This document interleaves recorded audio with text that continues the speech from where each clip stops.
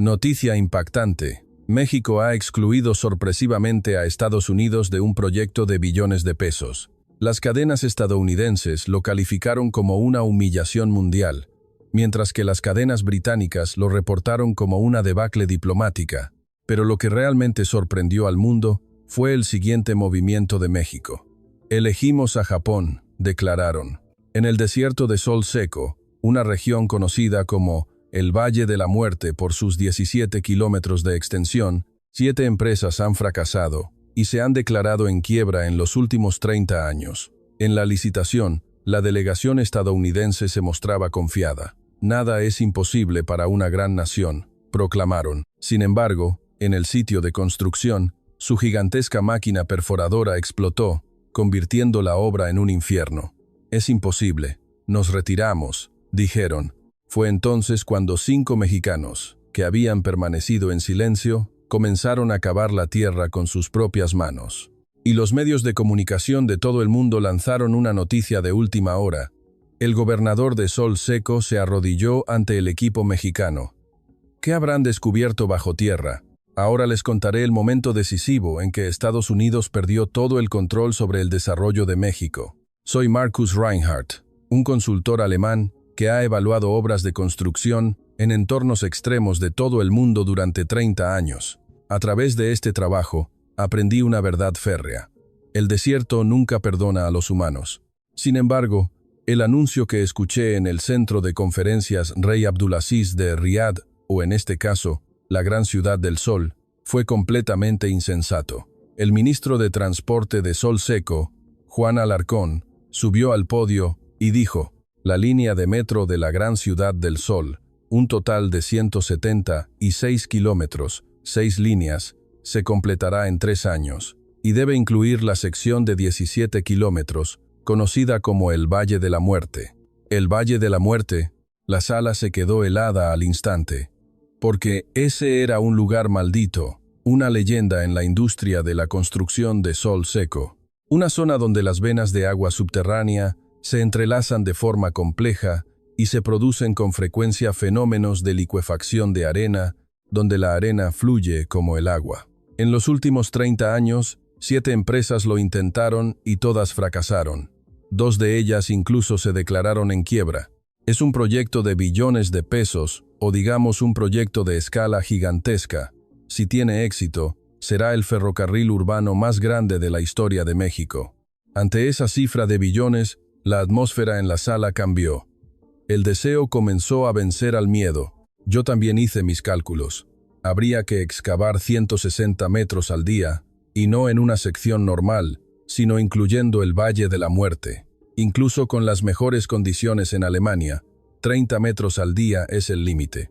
Esto era completamente un suicidio. Sin embargo, sorprendentemente, varias empresas levantaron la mano. Bechtel de Estados Unidos, Hochtief de Alemania, Bouygues de Francia, pero entre todas, destacaba una: Estados Unidos. Nosotros, Construcción Ferroviaria Americana, ya hemos completado el ferrocarril transsahariano en África. El desierto es nuestro patio de juegos, dijo con confianza Robert Johnson, el jefe de la delegación estadounidense, poniéndose de pie. Detrás de él, 20 ingenieros estaban alineados. En la pantalla, se mostraban una tras otra sus deslumbrantes logros: el túnel de Karakoram en Pakistán, el ferrocarril Etiopía-Djibouti, el proyecto de penetración de las estepas de Kazajistán. 3 años. Para nosotros, 2 años y medio serán suficientes. No hay Valle de la Muerte. Todos pensaron que este contrato iría a parar a Estados Unidos. Yo también lo creí. Pero de la parte mexicana llegó otra condición explosiva. Hay una cosa más, una instrucción especial del gobernador.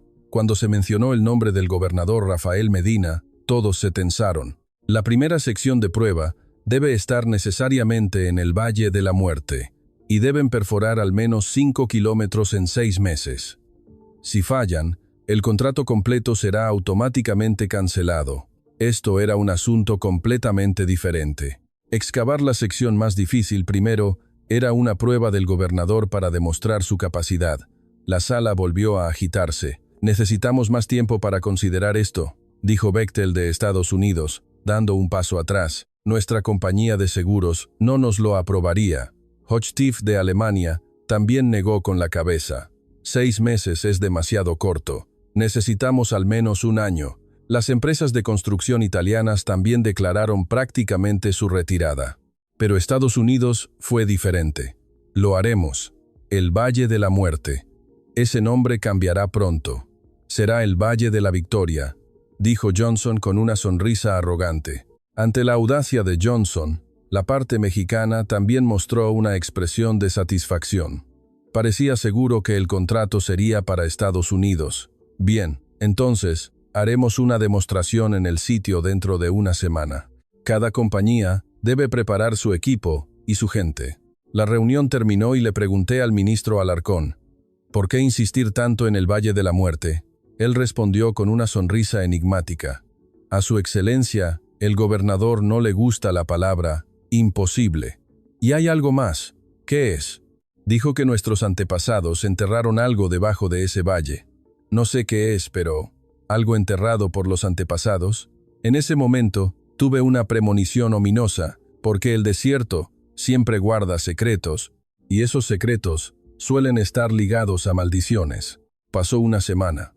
A la entrada del Valle de la Muerte, se levantó una enorme carpa, y se reunieron delegaciones de varios países. Pero había algo extraño. Aunque la hora de inicio de la demostración había pasado, un equipo no había llegado. Era el equipo de México. O, para ser exactos, nadie sabía siquiera que México participaría. Sin embargo, en la lista del lado de Sol Seco, había una línea más, Unión de Grandes Constructoras Mexicanas. Hasta ese momento, no sabía que las empresas de construcción mexicanas estuvieran interesadas en un proyecto de este tipo.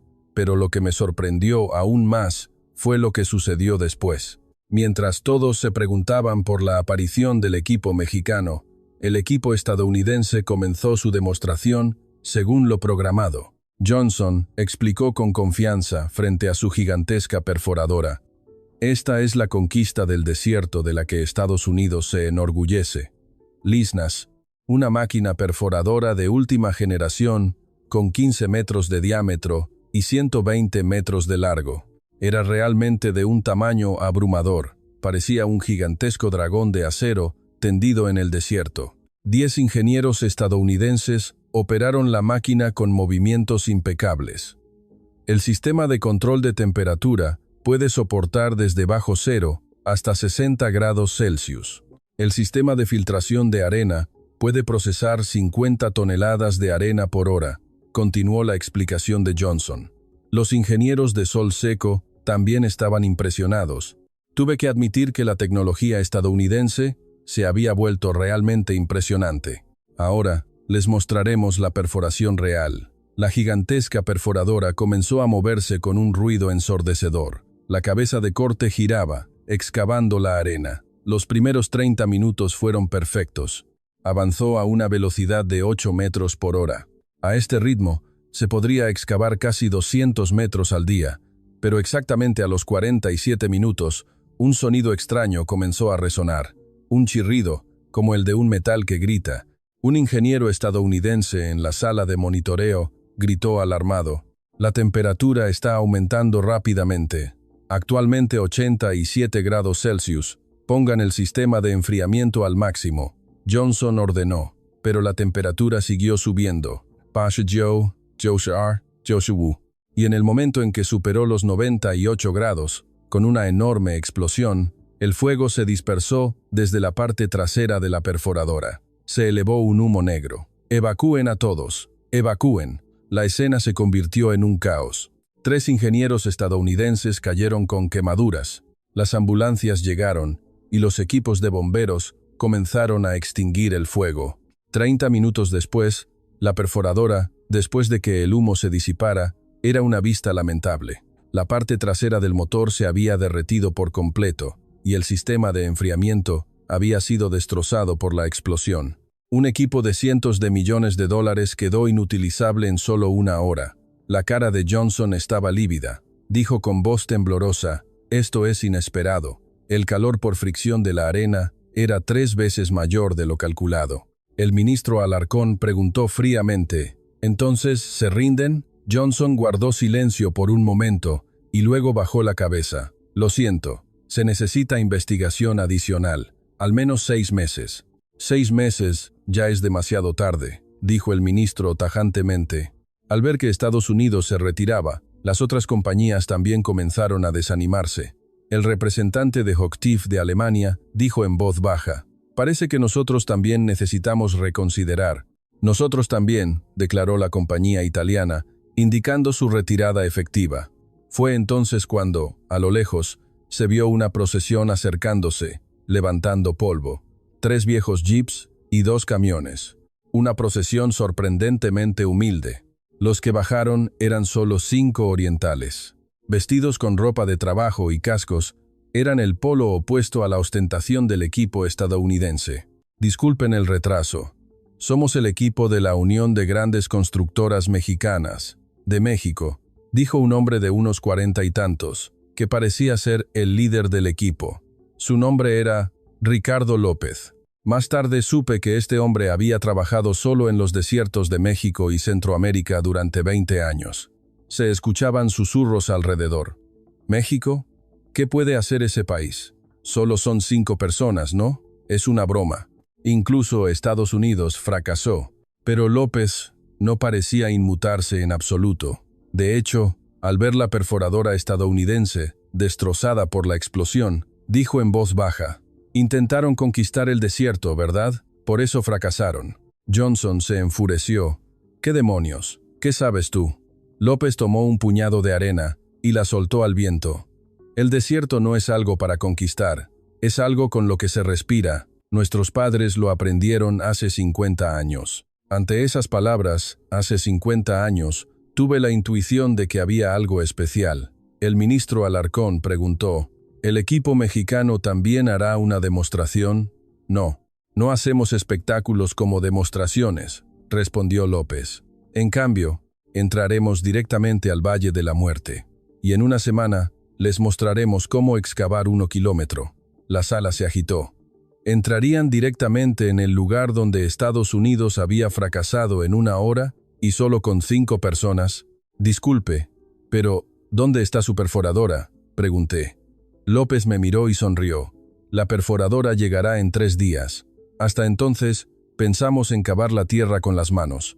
¿Cavar la tierra con las manos? Todos pensaron que esta gente estaba loca. Yo también. Pero las siguientes palabras de López los dejaron a todos helados. «Y hay algo más. Reduciremos la recompensa por éxito a la mitad. A cambio, queremos usar ese dinero para educar a 100 jóvenes de Sol Seco». Porque se detuvo un momento y miró el desierto. «Es hora de devolver lo que nuestros padres aprendieron aquí hace 50 años». Esa noche no pude contener mi curiosidad y visité los alojamientos del equipo mexicano. Eran unos modestos contenedores en las afueras de la gran ciudad del Sol, una diferencia abismal con el lujoso hotel en el que se alojaba el equipo estadounidense. Frente a los contenedores, López hablaba seriamente con los miembros de su equipo. Al acercarme, él me habló: «Dr. Reinhardt, el consultor alemán. He leído muchos de sus informes. Me sorprendió que este hombre me conociera. ¿Vino a investigar sobre nosotros?». Para ser honesto, me dio curiosidad. ¿Cómo piensan cavar en el Valle de la Muerte con solo 5 personas? López se rió y me presentó a los miembros. Él es Miguel Sánchez, un experto en geología. Ha investigado las capas del suelo de México y Centroamérica durante 15 años. Jorge Ramírez es un experto en maquinaria. Lo sabe todo, desde el diseño hasta la operación de las perforadoras. Elena González es nuestra responsable de seguridad, una mujer cuyo lema es «Cero accidentes», y el más joven, Carlos Pérez. Aunque es joven, su sentido práctico en el campo es excelente. Realmente eran un grupo pequeño pero de élite. Cada uno era un veterano en su campo. Pero, ¿realmente van a cavar la tierra con las manos? Sánchez respondió: «No vamos a cavar la tierra, vamos a leer la tierra. Si no sabemos por qué el Valle de la Muerte se llama así, no podemos excavar». A la mañana siguiente, a las 5 a.m., el equipo mexicano se dirigió al Valle de la Muerte. Yo también los acompañé. Cuando llegamos, el sol aún no había salido, y el desierto estaba frío. López se arrodilló y tocó la arena, y comenzó a cavar profundamente. 1 metro, 2 metros, siguieron excavando. «Mire aquí», me llamó Sánchez. Vi algo que brillaba en la arena. Eran cristales de cuarzo. Este es el problema. El cuarzo absorbe el calor y lo libera de golpe. Por eso explotó la perforadora estadounidense. Entonces, ¿cómo lo resuelven?, pregunté. Necesitamos leer el ritmo del cuarzo, saber cuándo absorbe y cuándo libera calor. Durante 3 días, el equipo mexicano siguió cavando la tierra. Tomaron muestras de varios puntos, midieron la temperatura y comprendieron el flujo del agua subterránea. Era como si un médico diagnosticara a un paciente. Ellos diagnosticaban el desierto, y en la noche del tercer día, finalmente llegó la perforadora. Pero su apariencia dejó a todos perplejos. ¿Esta es su perforadora?, pregunté. Era una máquina pequeña, ni siquiera la mitad del tamaño de la estadounidense, y no era nueva. Era una máquina usada, con rastros de soldadura por todas partes. Es de hace 10 años, usada, dijo Ramírez con calma, pero la modificamos. Le enseñamos a respirar. ¿Enseñar a respirar? No pude entender lo que eso significaba. Al día siguiente, la perforación comenzó finalmente. La forma de trabajar del equipo mexicano era realmente única. En lugar de mantener la perforadora en movimiento continuo, la operaban durante 30 minutos y luego la detenían durante 10 minutos, repitiendo este ciclo. ¿Por qué la detienen con tanta frecuencia?, pregunté. Carlos respondió. El desierto también respira. Necesitamos darle tiempo al cuarzo para que libere calor. Sorprendentemente, este método funcionó. La temperatura nunca superó los 60 grados y la máquina funcionó de manera estable. La velocidad era lenta, pero avanzaban constantemente. Pero al 5.º día, sucedió algo inesperado. «Agua, hay agua subterránea», gritó Brian. De repente, el agua brotó del túnel. Cientos de toneladas de agua por minuto fluían como una cascada. Normalmente, la construcción tendría que haberse detenido. Pero López, en cambio, estaba sonriendo. «Finalmente la encontramos, ¿verdad?». «¿Qué encontraron?», pregunté. Él sacó un viejo mapa. Un mapa antiguo que decía 1975. Hace 50 años, nuestros padres cavaron pozos aquí, a petición del gobierno de Sol Seco, y esta es la vena de agua subterránea que descubrieron entonces. En ese momento, el ministro Alarcón llegó al sitio. Su expresión era algo extraña. ¿Realmente encontraron esa agua? ¿Usted lo sabía? Lo que su excelencia el gobernador decía que nuestros antepasados habían enterrado es precisamente esto. El agua vital que los mexicanos encontraron para nosotros hace 50 años. Esa noche, el ministro Alarcón nos invitó a su tienda y sacó un viejo álbum de fotos. Estas son fotos de 1975. En las fotos en blanco y negro había jóvenes mexicanos, trabajando en el desierto, con solo una camiseta. Junto a ellos estaba un joven de Sol Seco. «Este es mi padre», dijo Alarcón, señalando la foto. Era un funcionario del Ministerio de Construcción de esa época. Luego, mirando a López, preguntó, «¿Y este no es su padre?». López asintió. El joven mexicano de la foto era realmente muy parecido a López. Mi padre vino a Sol Seco en 1975. En aquel entonces, México era todavía un país pobre, y los jóvenes venían a Oriente Medio a ganar dinero. Alarcón continuó su relato. En esa época, hubo un gran accidente cerca del Valle de la Muerte. Una tormenta de arena dejó aislados a 12 trabajadores mexicanos. Durante 3 días, los equipos de rescate buscaron, pero fracasaron. Cuando todos se dieron por vencidos, hubo un hombre que no lo hizo. ¿Quién fue? Mi tío, el príncipe Faisal. Él mismo subió a un helicóptero y se dirigió a la búsqueda, rescatando milagrosamente a los 12 hombres. Uno de ellos era mi padre, continuó López. Se me puso la piel de gallina. Una conexión de hace 50 años se estaba uniendo en este preciso momento.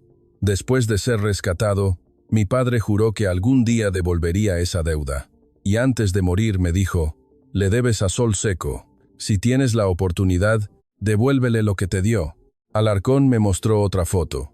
Mexicanos cavando un pozo. Los trabajadores mexicanos, después de ser rescatados, trabajaron aún más duro y encontraron agua en este valle de la muerte, aunque todos decían que era imposible. ¿Cómo la encontraron?, pregunté. Los mexicanos escucharon el sonido de la tierra, dijo, el sonido del agua que fluye, y encontraron el lugar exacto. López sacó un pequeño cuaderno. Era el diario que su padre había dejado, 15 de julio. Hoy también fracasamos, pero no podemos rendirnos. Así como el príncipe Faisal nos salvó, nosotros también debemos devolverle a esta tierra. 3 de agosto.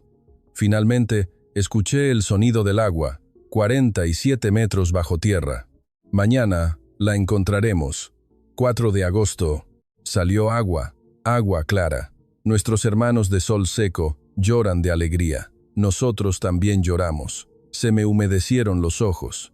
Sentí la determinación de aquellos mexicanos que, incluso en esas circunstancias difíciles, se esforzaron por devolver la gratitud. ¿Eco todavía existe?, pregunté. Se secó hace 20 años, pero el canal de agua permanece, precisamente el canal que ustedes encontraron ahora. Ramírez preguntó sorprendido. ¿Entonces el lugar donde excavamos con la perforadora es?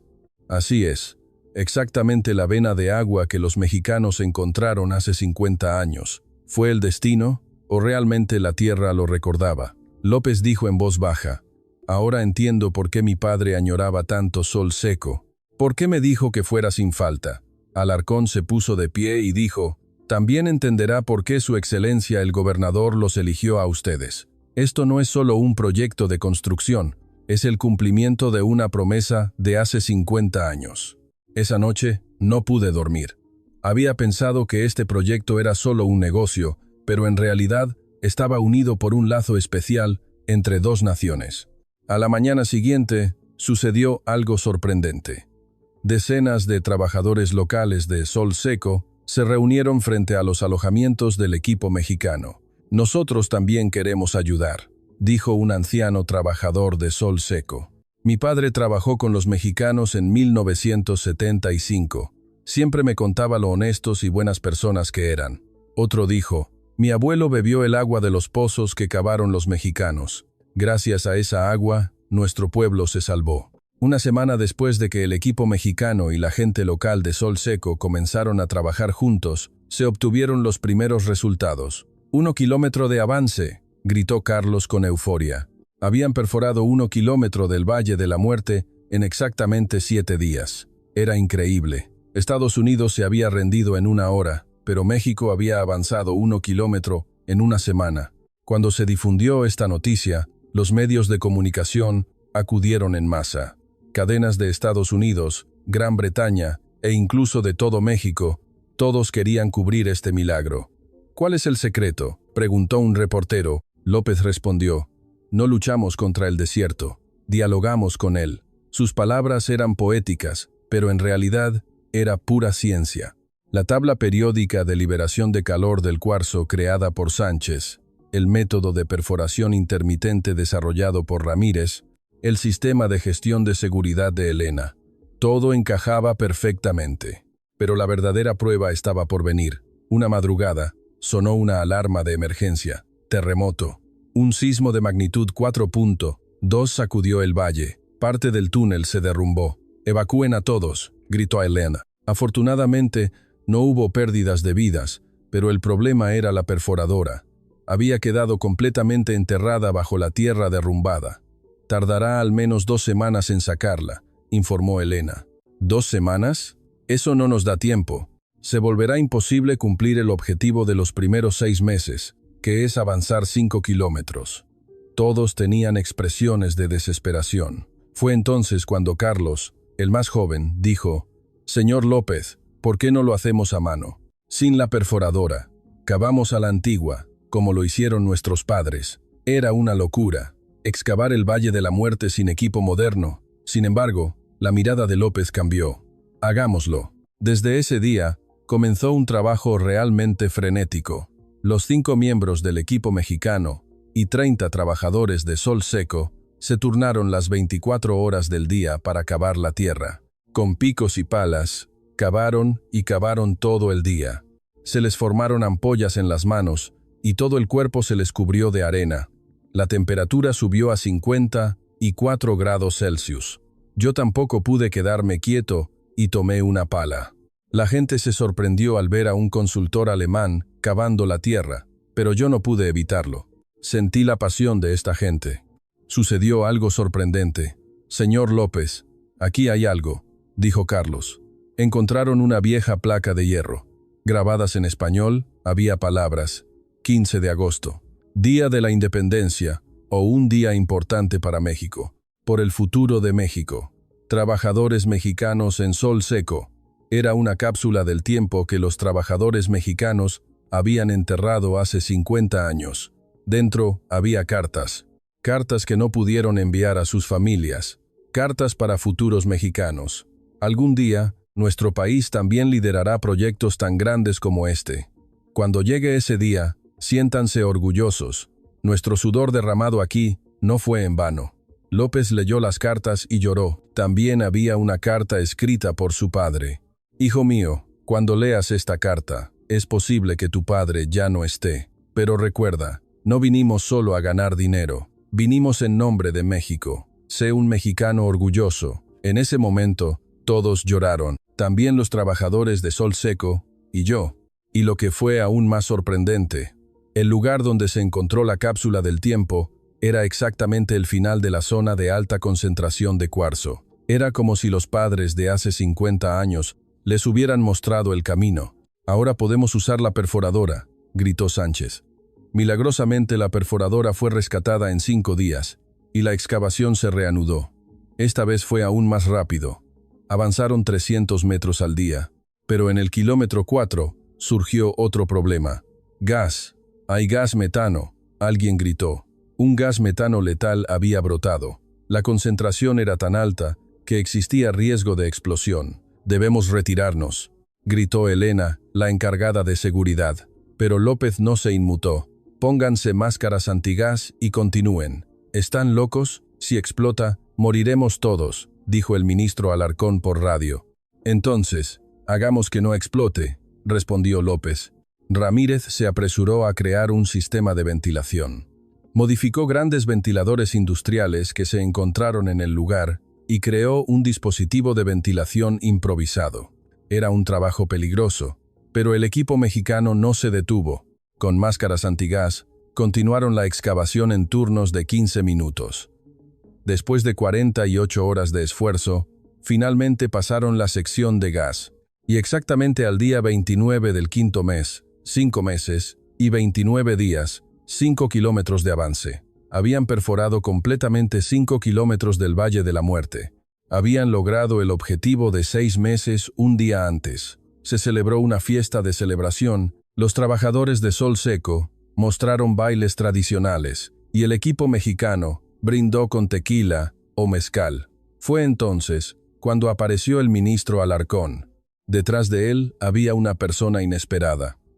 El gobernador Rafael Medina. Todos se tensaron ante la visita repentina del gobernador. El gobernador Medina miró lentamente el túnel y luego se detuvo frente a López. ¿Usted es Ricardo López? Sí, Su Excelencia. Escuché la historia de su padre. Fue un héroe en el 75, dijo el gobernador con una sonrisa, pero sus siguientes palabras fueron impactantes. Pero tenemos un problema. ¿Qué problema, Su Excelencia? Hemos recibido una llamada de ExxonMobil de Estados Unidos. Dicen que hay un gigantesco yacimiento de petróleo debajo del kilómetro 4.7 que ustedes perforaron. La sala se quedó helada al instante. ¿Un yacimiento de petróleo?, preguntó el ministro Alarcón. En Sol Seco, el petróleo es un recurso nacional. ¿Qué dijeron ellos? Dijeron que detuviéramos la construcción de inmediato y comenzáramos a extraer petróleo. La estimación es de 5.000 millones de barriles. 5.000 millones de barriles. Era una cantidad asombrosa. Si se convertía en dinero, serían billones de dólares. ¿Y el proyecto del metro?, preguntó López. Podría cancelarse, dijo el gobernador con frialdad. En ese momento, pensé que todo había terminado. ¿Qué sentido tendría un metro frente al petróleo? Al día siguiente, llegó la delegación de ExxonMobil. Habían preparado una deslumbrante presentación. El petróleo aquí es crudo ligero de la más alta calidad. Si comenzamos a extraer de inmediato, es posible una producción de 1 millón de barriles al día, dijo Robert Smith, el representante estadounidense, con confianza. El metro se puede construir en otro lugar más tarde. Ahora, el petróleo es la prioridad. Pero López se puso de pie. Espere, por favor. ¿Dónde exactamente está ese yacimiento? 24 grados 42 minutos latitud norte, 46 grados 43 minutos longitud este. A 800 metros de profundidad, López le guiñó un ojo a Sánchez. Sánchez abrió su computadora portátil y después de verificar algo dijo, «Si esas son las coordenadas, no es petróleo». «¿Qué dices?», gritó Robert. «Es agua subterránea. Tenemos datos de estudios geológicos de hace 50 años. Es agua negra, sí, pero no es petróleo, sino agua subterránea rica en hierro». «Tonterías. Lo confirmamos con nuestro equipo», dijo Robert. «¿Por qué no cavamos directamente y lo comprobamos?», sugirió López. El gobernador decidió. «Bien. Realicen una perforación de prueba en 3 días. Si sale petróleo, el metro se cancela. Si sale agua, continuaremos». 3 días después, comenzó la perforación. ExxonMobil desplegó su equipo más moderno, 500 metros, 600 metros, 700 metros, y cuando llegaron a los 800 metros, con un sonido de pss, brotó un líquido negro. Todos gritaron de alegría, pensaron que era petróleo, pero la expresión de Robert se fue endureciendo gradualmente. «¿Qué? Esto es agua», Sánchez dijo con calma. «Es negra porque tiene mucho hierro. Se puede beber, ¿saben?» Y de hecho, Carlos tomó un sorbo de esa agua. Sabe a hierro. Parece bueno para la anemia». El equipo de ExxonMobil se retiró sin decir una palabra. Después de estar a punto de invertir cientos de millones de dólares, lo que encontraron fue solo agua subterránea rica en hierro. El gobernador se acercó a López. «Ustedes lo supieron desde el principio. Teníamos los registros de nuestros padres. Hace 50 años, estuvieron a punto de cometer el mismo error». El gobernador se echó a reír a carcajadas. «Qué ingeniosos son los mexicanos. No olvidan la sabiduría de sus antepasados». Pero la verdadera crisis llegó después. Una semana más tarde, el gobierno de Estados Unidos presentó una queja oficial. «El equipo mexicano robó nuestra tecnología». Johnson reapareció. Presentó documentos como prueba. «El método de perforación intermitente es una tecnología que patentamos hace 3 años». Al ver los documentos, la descripción era ciertamente similar. Pero López no se inmutó en absoluto. «Disculpe, pero el original somos nosotros». Sacó el viejo cuaderno de su padre. 20 de agosto de 1975. Diario de trabajo de mi padre. Mire aquí, 30 minutos de trabajo, 10 minutos de descanso. Adaptarse al ritmo del desierto. Este es el origen del método de perforación intermitente.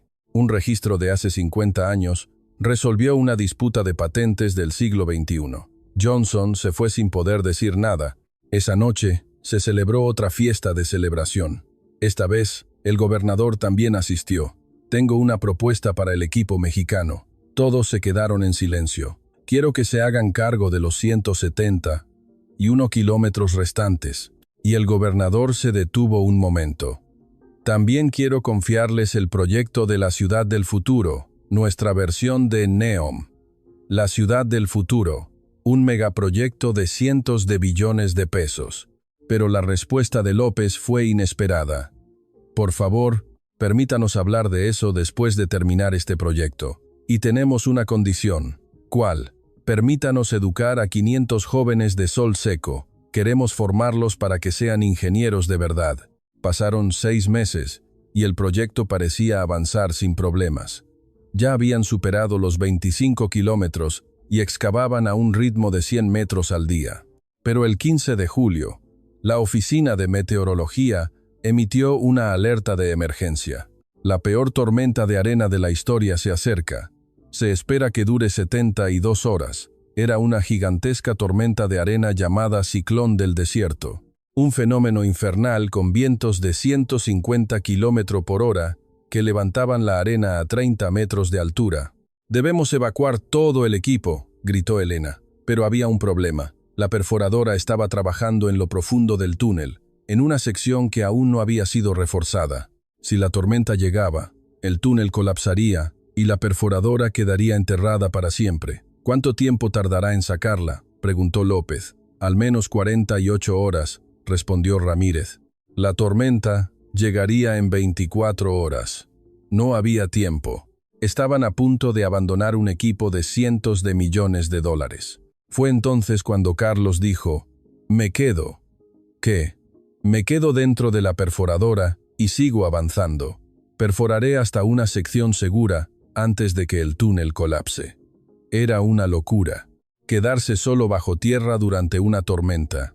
No, es demasiado peligroso. López se negó rotundamente. Pero Sánchez hizo los cálculos y dijo: «En teoría, es posible. Si avanzamos a una velocidad de 5 metros por hora, llegaremos a la sección segura cuando termine la tormenta, 72 horas. Solo». «Yo iré contigo», se ofreció Ramírez. «Yo también», dijo Sánchez, levantando la mano. «Yo también iré, incluso Elena». Al final, los 4, excepto el más joven, decidieron quedarse. «Están locos, realmente locos». Intenté detenerlos, pero fue inútil. 24 horas después, la tormenta comenzó. El cielo se tiñó de negro, y la arena volaba como balas. Todo en la superficie se detuvo, pero 35 metros bajo tierra, 4 mexicanos operaban la perforadora. Se escuchaban sus voces por la radio. Temperatura actual: 58 grados, pero es tolerable. 58 grados, más caliente que una sauna. Pasaron 12 horas. Falta oxígeno, pero estamos bien. Pasaron 24 horas. Parte del túnel ha comenzado a colapsar. Aumentamos la velocidad. Cuando pasaron 36 horas, la radio se quedó en silencio. «Respondan, señor López, respondan», gritó Carlos, pero no hubo respuesta. Todos pensaron en lo peor, que los 4 habían muerto, pero a las 48 horas sucedió algo milagroso.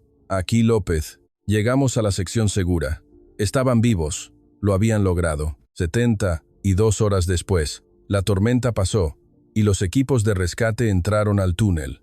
Los 4 estaban deshidratados y exhaustos, pero vivos, y sorprendentemente, la perforadora no tenía ningún daño. «¿Cómo lo soportaron?», pregunté. López sonrió débilmente y respondió: «Estaba pensando en mi padre.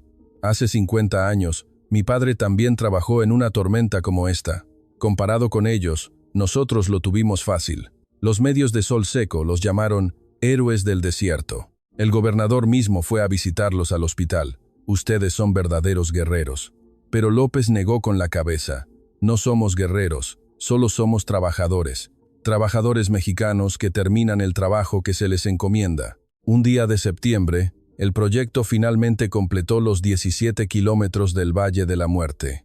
Lo que quedaba eran los 159 kilómetros de secciones relativamente fáciles. Para celebrar el éxito, el gobernador visitaría el sitio. Era un evento al que todo Sol Seco prestaba atención.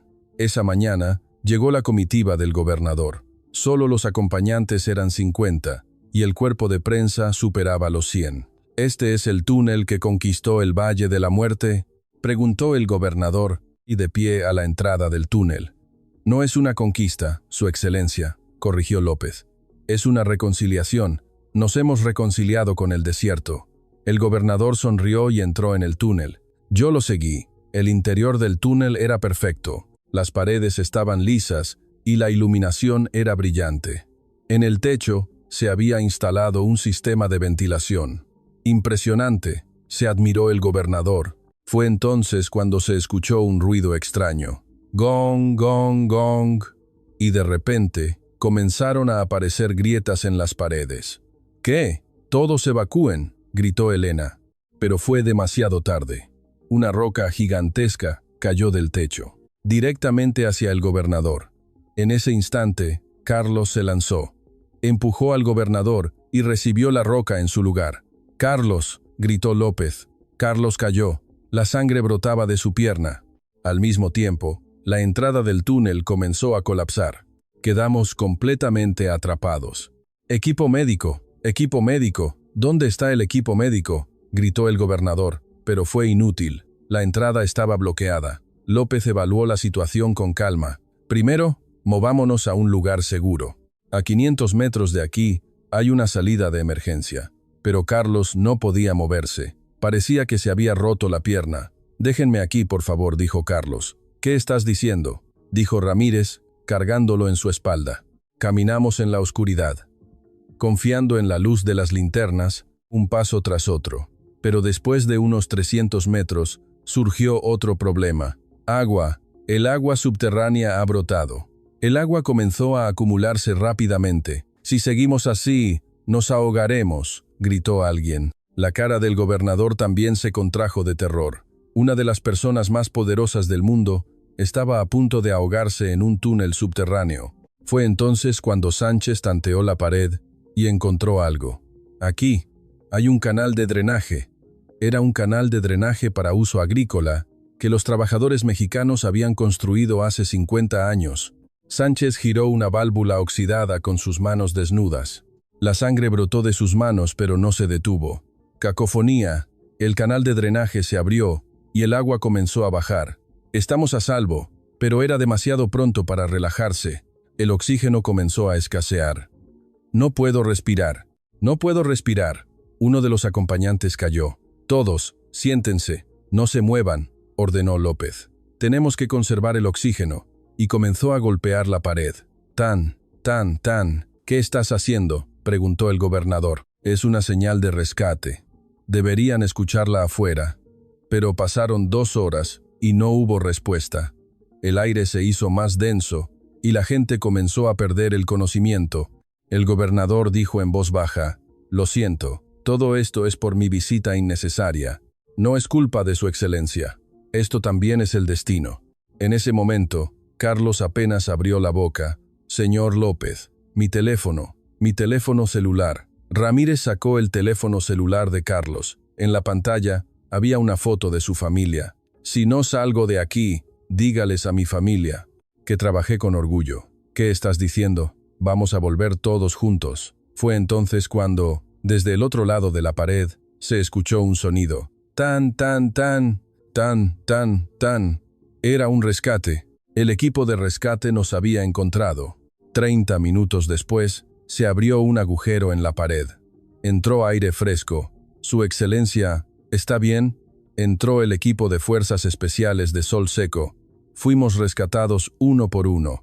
Al salir, cientos de personas nos esperaban. Todos gritaron de alegría. El gobernador corrió inmediatamente hacia Carlos. «Usted me salvó. ¿Cómo puedo agradecerle?». Carlos dijo débilmente: «No necesito agradecimientos. El hecho de que su excelencia esté bien es el mayor agradecimiento». En ese momento, el gobernador se quitó la medalla grabada con el escudo de armas de su propia casa real y la colgó en el cuello de Carlos. «Usted es un verdadero amigo de Sol Seco». Y el gobernador declaró ante todos los periodistas: «Hoy he sido testigo de la verdadera valentía de los mexicanos. Ellos son las personas de las que debemos aprender». Después del accidente, el proyecto cobró aún más impulso. El gobierno de Sol Seco, conmovido por la dedicación del equipo mexicano, de la que el gobernador fue testigo directo, prometió un apoyo total. Carlos fue dado de alta en 3 semanas y regresó al sitio cojeando. «¿No necesita descansar?», pregunté. Él sonrió y respondió: «Trabajar es mi descanso». En octubre, habían superado el 40% de la sección total, 70 kilómetros. Habían salido del Valle de la Muerte y habían entrado en la sección general. Todos pensaron que ahora sería más fácil. Pero el desierto tenía preparada una última prueba. El 3 de noviembre, a las 3 a.m., sonó una alarma de emergencia. Ha ocurrido un derrumbe a gran escala. Se había formado un gigantesco agujero de 50 metros de diámetro y 30 metros de profundidad directamente encima del túnel. Parte del túnel estaba completamente expuesta y podía colapsar en cualquier momento. El problema aún mayor era que había gente atrapada debajo del agujero de derrumbe. 15 trabajadores de Sol Seco habían quedado aislados durante el trabajo nocturno. «Llamen a los equipos de rescate», ordenó el ministro Alarcón. pero los equipos de rescate tardarían al menos 6 horas en llegar. 6 horas es demasiado tarde, dijo Elena. El túnel colapsará en menos de 2 horas. Era un momento desesperado. 15 vidas estaban en peligro. Fue entonces cuando López tomó una decisión. Nosotros entramos. ¿Qué? Van a entrar en un túnel que está a punto de colapsar. Si no vamos nosotros, ¿quién irá? Los 5 miembros del equipo mexicano se equiparon. Y 10 voluntarios de Sol Seco también dijeron que irían con ellos. Nuestros hermanos están atrapados. Déjenos ir con ustedes. 15 personas entraron en el túnel que se derrumbaba. Yo también intenté ir, pero López me detuvo. Doctor, por favor, dirija desde afuera. 30 minutos después de que entraron, se recibió una llamada por radio. Sobrevivientes encontrados, pero 3 están gravemente heridos. Salgan rápido. El túnel está comenzando a colapsar. Mirando el monitor, las grietas se estaban extendiendo cada vez más. Pero surgió un problema aún más grave. La salida se había bloqueado. El agujero de derrumbe se había expandido y la salida también se había derrumbado. Esto significaba que las 15 personas que habían entrado y las 15 personas que ya estaban atrapadas, un total de 30, estaban atrapadas. ¿Hay otras salidas?, pregunté. Hay una a 2 kilómetros de distancia, pero esa también colapsará pronto. Era un momento de vida o muerte. Fue entonces cuando la voz de Sánchez se escuchó por la radio. Encontré una forma de sostener el túnel. ¿Qué es? Demolición. Volaremos intencionalmente los lados del túnel para dispersar la presión. Era un plan descabellado. Demoler un túnel que se derrumbaba. Si fallan, todos morirán, se opuso el ministro Alarcón. Si fallamos, morimos. Si no hacemos nada, también morimos, respondió Sánchez.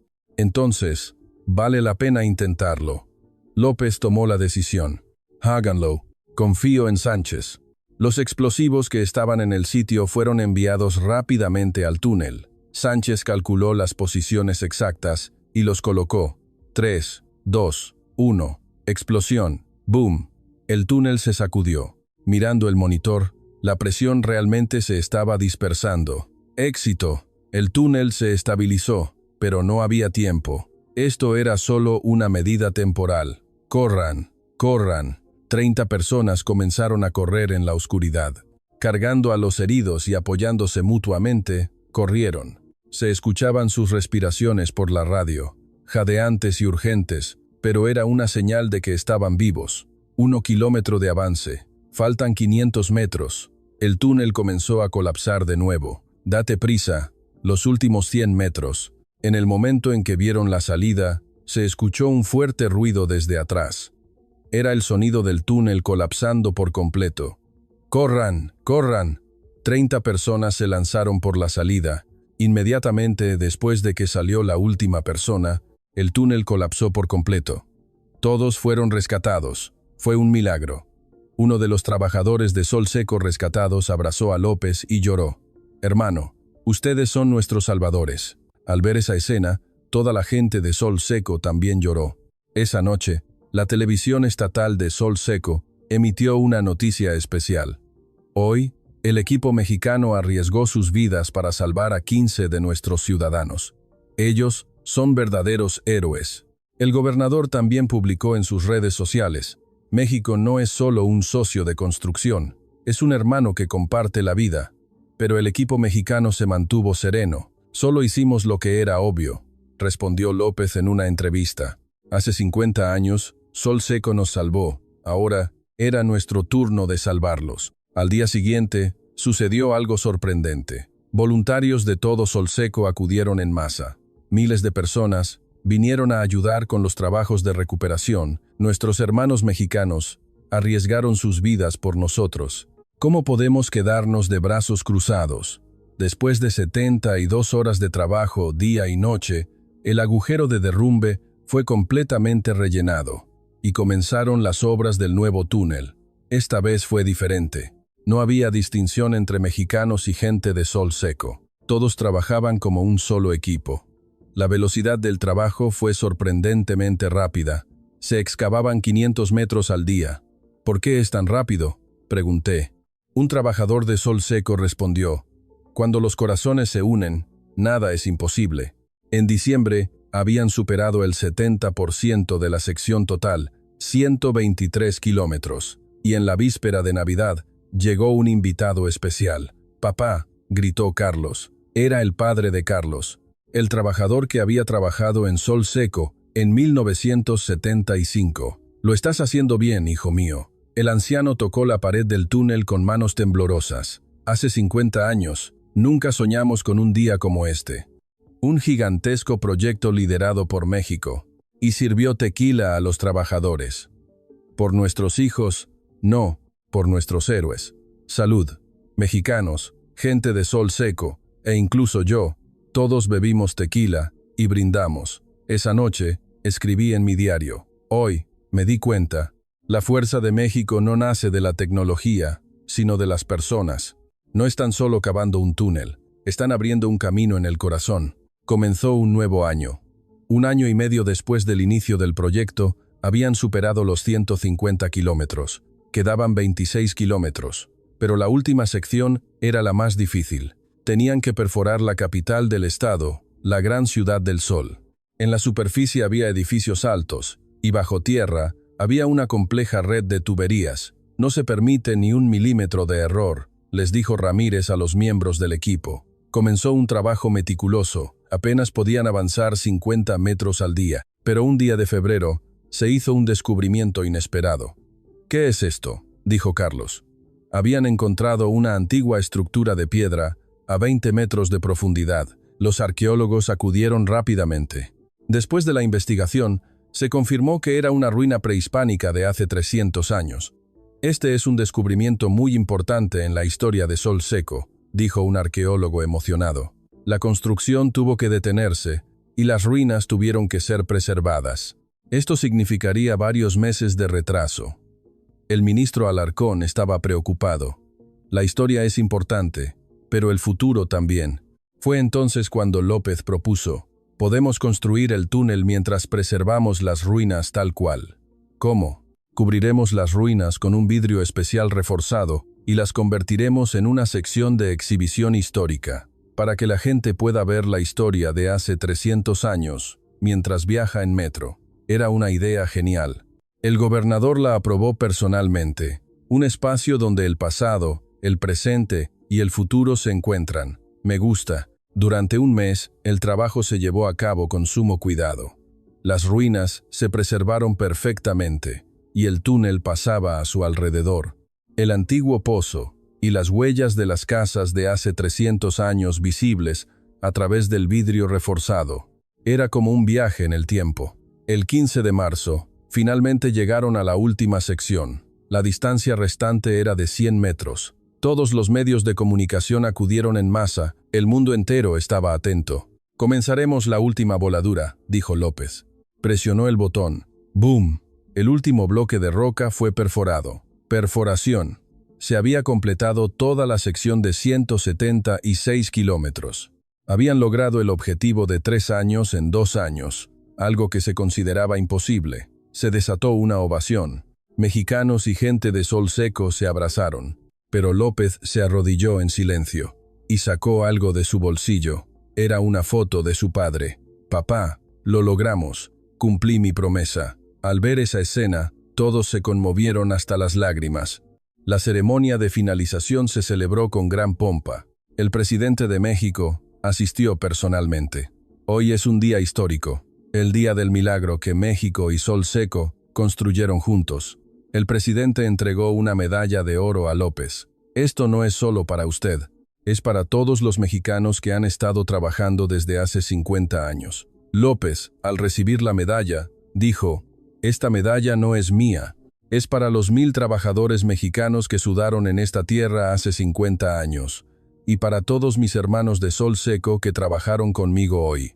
Y luego hizo un anuncio sorprendente. «De la recompensa por éxito que recibiremos, billones de pesos. Donaremos 10 billones de pesos como fondo educativo para los jóvenes de Sol Seco». La sala se agitó. 10 billones de pesos. El futuro pertenece a los jóvenes. Así como fue para México, Sol Seco también se hará más fuerte a través de la educación. El presidente se puso de pie y aplaudió. Todos le dieron una ovación de pie.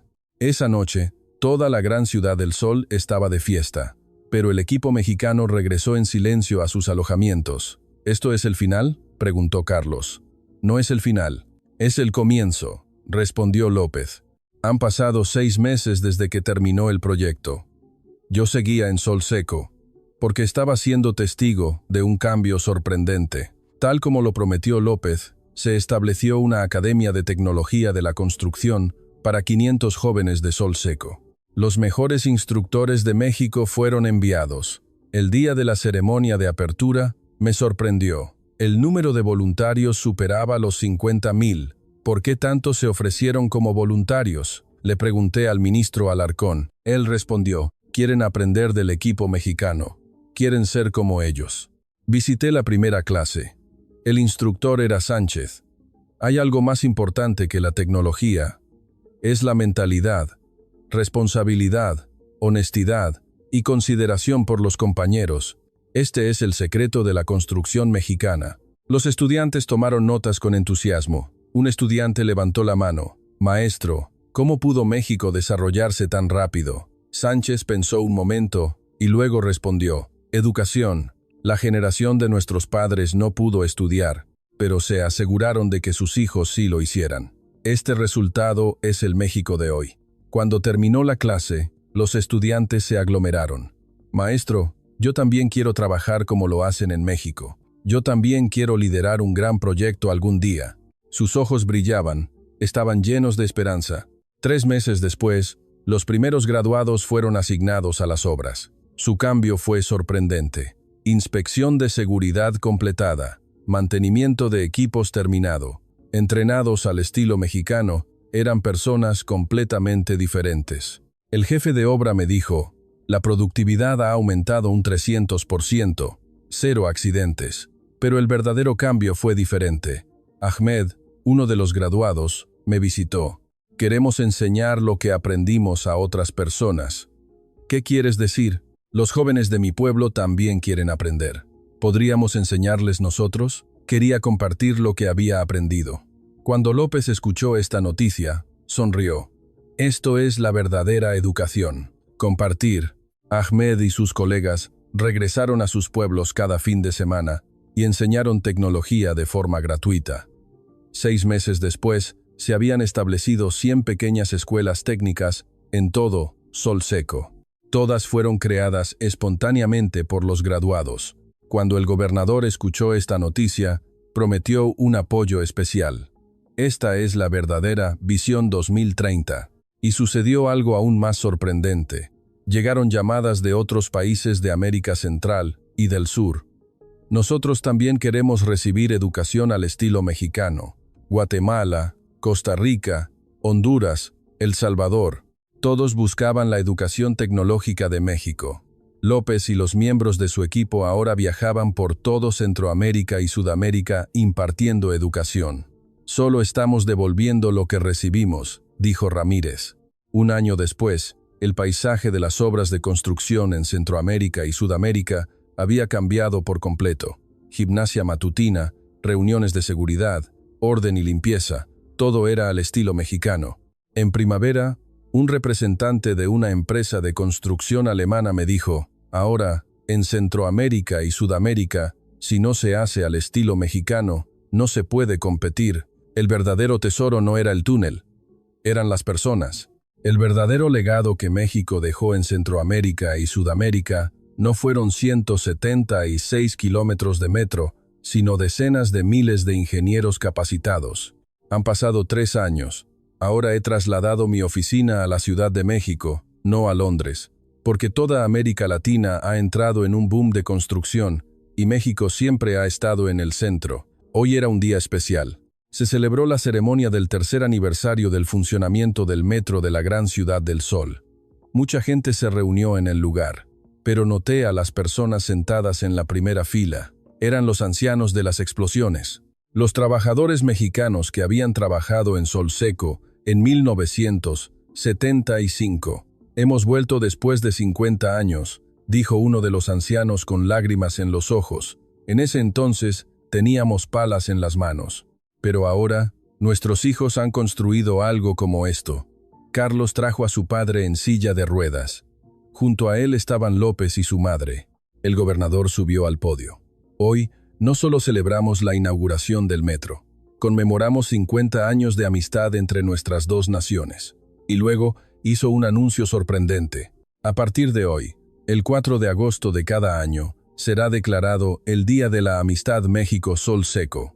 El 4 de agosto, precisamente el día en que los trabajadores mexicanos encontraron agua en el desierto en 1975. La ceremonia terminó y se realizó un viaje inaugural en metro.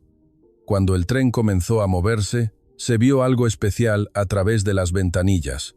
La historia de México y Sol Seco se exhibía en cada vagón.